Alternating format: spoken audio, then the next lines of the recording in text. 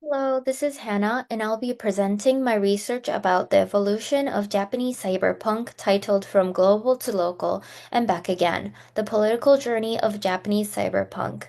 To start off, let me briefly explain what cyberpunk is. Cyberpunk is a subgenre of science fiction in a dystopian futuristic setting set to focus on combination of low life and high tech.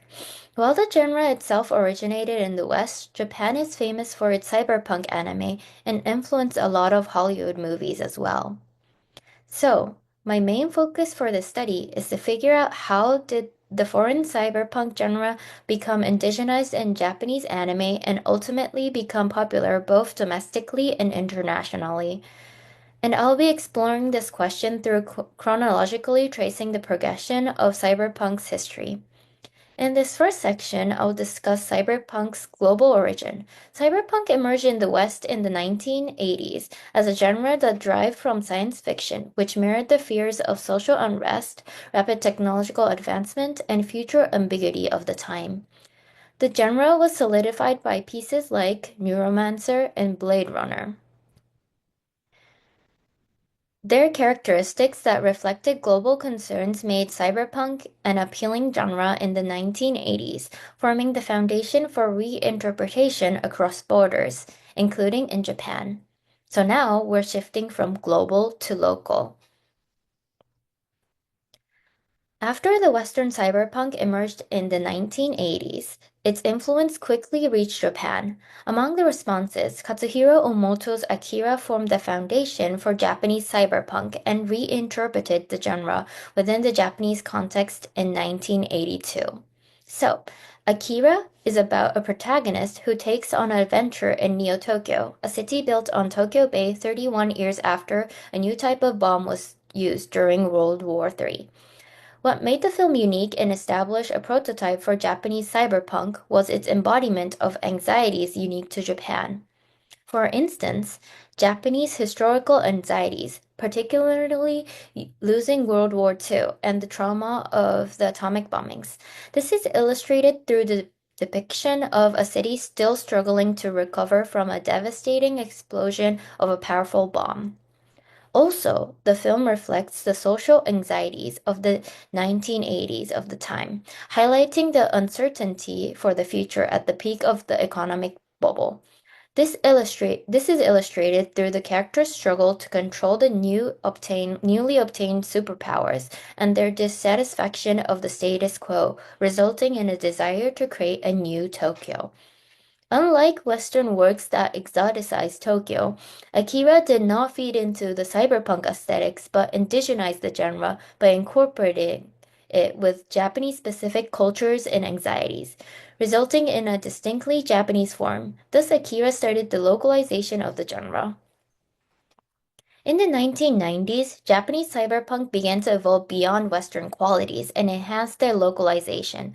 Within all the works, Shiro's Ghost in the Shell was one of the most well-known, which later became representation of Japanese cyberpunk along with Akira.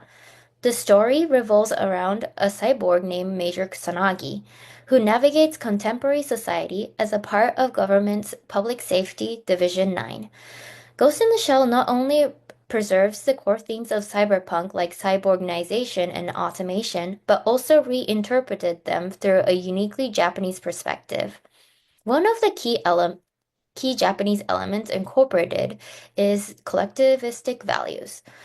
There is a noticeable shift from the Western cyberpunk archetype of the individualistic hero as seen in the protagonist of Neuromancer to a focus on a more team and organization centered narrative structure in Ghost in the Shell. Another element is Japanese heroism. While those individualistic heroes in the West tended to emphasize victory, Japanese cyberpunk protagonists often portray themes of tragic self-sacrifice rooted in the samurai spirit, highlighting emotional strength rather than achieving victory. Lastly, we'll focus on the shift to local to re-globalization. Cyberpunk anime, which developed independently in Japan, was re-evaluated overseas after the 1990s and gained global popularity in re-imported fashion. The Japanese indigenized work that incorporated Japanese elements created a freshness and new form of exoticism not found in Western cyberpunk. As a result, Ghost in the Shell was more successful abroad, reaching top positions in Billboard sales when it was released on DVD in the US. In the late 1990s, artists began creating stories targeting the global market. A notable example is the sequel of Ghost in the Shell, Innocence, by Mamoru Oshii. The film is based on Oshii's concept of embodying the cyber world as Asian chaos and was created through location scouting in New York, Milan, Taipei, and Taiwan.